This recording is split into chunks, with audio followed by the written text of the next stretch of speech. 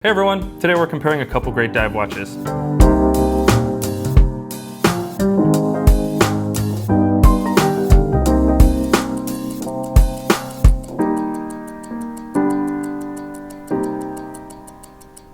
There's a lot of differences in these watches, a lot of similarities. Hopefully if you're in the market or you're trying to decide between the two, this video will kind of help you out and shed some light on some of those features. Before we get into it, be sure to subscribe to the channel. We have a lot of good reviews coming up, a lot of comparisons, and just a lot more great watch content altogether. So first we have the Rolex 16610, and this watch was introduced in 1988, and it was the final evolution of the aluminum bezel in the Submariner.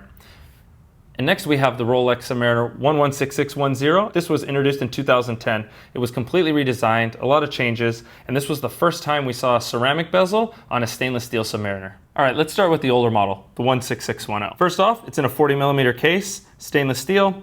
This is pretty standard for Rolex, pretty standard for the Submariner. If you've ever worn a Submariner in the past, it's gonna feel the same, it's gonna look the same. Next, let's notice it's a time and date watch. It has the date window, also with the Cyclops that makes the date a little bit easier to read. Next, has the aluminum bezel. That's the big thing on this watch. The big eye-catching difference between this one and the newer one is the difference between the aluminum bezel here and the ceramic bezel on the newer one. The aluminum bezel is kind of nice. I like the look of it. I think it has a nice matte look. You can kind of see how the light catches it over here. It's not super shiny, but it does have that color and a little bit of depth and just kind of a nice soft look, which I think is really nice. But there's some drawbacks to the aluminum bezel, right? It gets scratched up easier, it gets dented easier. It's just not as durable as the ceramic, which is one reason that they updated it. But nonetheless, this is the one with the aluminum bezel, black dial. It's a great look. Now let's take a look at the current version, the Submariner 116610. First off, we notice, looks like a bigger watch. It's not, it's the same 40mm case, but it is the super case, so it looks bigger. Notice it has bigger lugs, bigger crown guards. It's a deeper case, the bezel's a little bit wider. It has a maxi dial, which we'll get into a second. But anyway, it looks like a bigger watch. It really feels bigger and feels kind of beefy, but it's not. It's the same 40mm case size, which I think is really nice. It feels beefier, but it doesn't feel huge or too big on your wrist. So I think that's kind of nice. We'll talk about the lugs. They're a little bit longer. They're a little bit wider. Same thing with the crown guards. They're a little bit bigger. Just bigger feel all the way around. You might notice that the dial looks a little bit larger too. It's the markers. This one has the maxi dial, which the markers all the way around are a little bit bigger, so it's a little brighter. There's more lume in the lume plots, and it's a little bit easier to read on your wrist. So all of those factors, the super case, the maxi dial, the wider bezel, all those lend to the feel of a bigger watch, even though it's in the same 40mm case. I think it's kind of nice, and personally, I like the way that the larger feel and look of the updated version is. Next thing we notice is the ceramic bezel. This one has the newer ceramic bezel insert versus the older aluminum bezel insert on the previous model. You can kind of see over here in the light, you see the reflection, how the ceramic, it really catches the light. It's really sharp looking. You know, it has a good strong reflection, a good strong cut where the light falls off. And it's just a really sharp looking bezel insert. You notice it a little more from across the room. It's a little fancier looking, a little cleaner looking. I just think it has a really nice look altogether. Just kind of elevates the look of this watch. All right, let's get these two together, see some comparisons side by side so we can really see some of the differences of these two. Both have the Mercedes hands, both have the time and date with the Cyclops, black dial, black bezel, stainless steel case. You know, there are a lot of similarities with these watches, but there are a lot of differences. Let's look at the size first off. You'll notice that the 116610 looks a lot larger. Like I said before, they're both 40mm cases, but this one looks a lot larger. It wears larger, it presents larger. A lot of that has to do with the super case design. You can kind of see the width of these lugs. These are a lot narrower than these. There's just a lot more metal and a lot more beef and a lot more heft in the newer version. Another thing that really lends to the larger look is the maxi dial. You see the markers are a lot smaller on this one. They look good, but they're a lot smaller. This one, the markers are really big. The lume plots are bigger. There's a lot more lume in them, so the white kind of stands out up against that black dial, and there's a lot more of it to stand out. Let us know what you guys think. Do you like the maxi dial? Do you like the super case? Maybe you have a smaller wrist and you prefer the older style, or maybe you just think it's a little more subdued. I don't know. Leave us a comment and let us know what you think. Is the maxi dial and the super case actually an improvement, or is it just a style thing that you think is a little over the top? Leave us a comment. Also, another big difference in this watch is the bezel insert. The newer model has the ceramic bezel insert versus the older model with the aluminum insert. And when they're side by side, you can really see the difference here. So look on the left side around the 9 o'clock, 10 o'clock, where you can see the light reflecting off the bezels. This one has the matte look, you see the light reflecting off, but you can still read everything, and it has kind of a soft matte reflection on it. The ceramic, it's really sharp. It's clean, the light falls off really sharply, and it's just really bright and really shiny. I like the ceramic. I think it has a really clean look, and I think it makes more of a statement on the piece, and I think it's a great improvement. The new model has the Chroma-Lite lume, which has that blue color versus the green color of the older model. Again, I think that there's not much of a performance difference in them. I mean, this is an older watch, so it might not shine as brightly, but brand new, I think they're pretty close in performance. The Chroma-Lite might last a little longer, but the big difference is the color. So that's another preference thing. Let us know. Do you like the blue? Do you like the green? All right, here we can really see the difference in lume. The newer model has the blue kind of teal look, where the old one is more of a green yellow on the lume.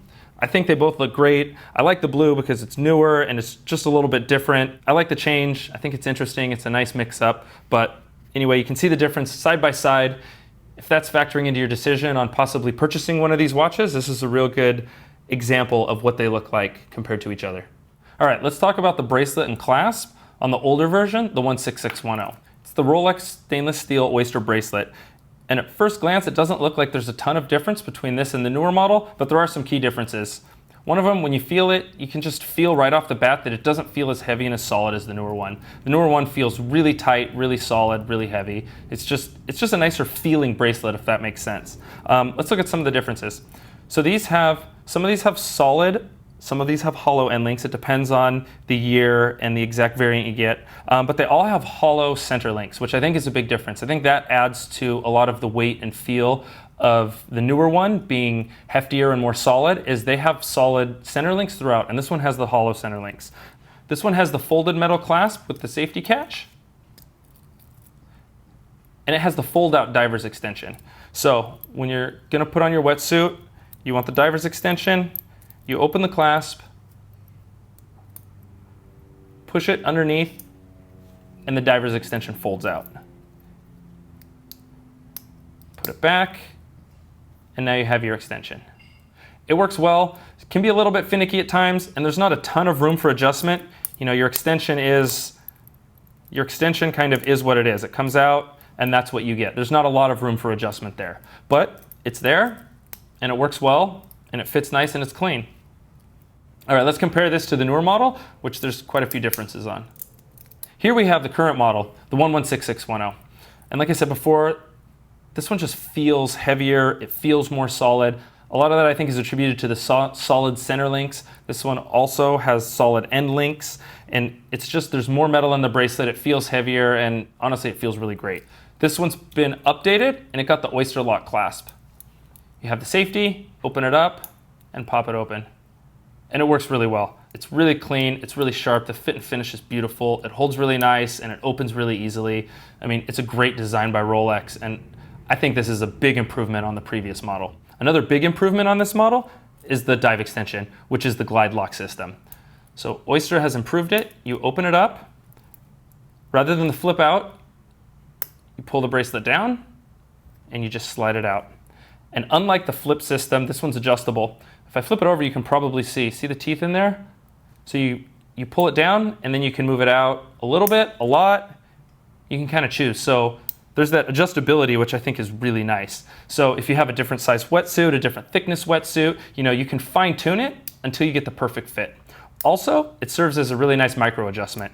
You had a big dinner or something and you need a little bit more room, you have micro adjustments all along the way. Both of these watches have the Rolex 3135 caliber. Same specs, 48-hour power reserve. There is a slight difference. The newer 116-610 is updated with the Rolex Blue Parachrome hairspring, and it's a more durable hairspring, it's a little bit more accurate. Aside from that improvement, it's the same movement and same specs between both of the watches. All right, while we're talking about workings, let's touch on the crown. So the crowns on both of these watches are essentially the same. They look the same, aesthetically they're the same. They both have the trip lock crown. The newer one is designed a little bit different. Rolex designed it to make it a little bit more beefy, even though it doesn't really affect performance. But essentially, the same crown on both of these watches. When we talk about the new watch, it does come at a premium. This one's gonna be about $2,000 more than the previous version we have over here. If you're interested in either of these watches, be sure to head to bobswatches.com. We have tons of both models in stock. Also, leave us a comment. Which one do you like better? Is the new one worth the premium? Do you like the old version better? Leave us a comment below and let us know what you think. All right, well, hopefully that helps you out in your decision if you're looking for either of these watches or you're just curious about the differences. So be sure to like and subscribe for more watch videos, reviews, and just tons of great watch content.